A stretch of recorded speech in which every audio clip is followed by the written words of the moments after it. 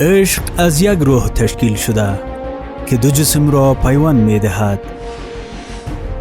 پیوندی که به شما توان می دهد تا احساسات خود را ابراز کنید. برخی از بهترین چیزهای جهان را نمی توان دید، اما می توان با پیوند قوی احساسش کرد.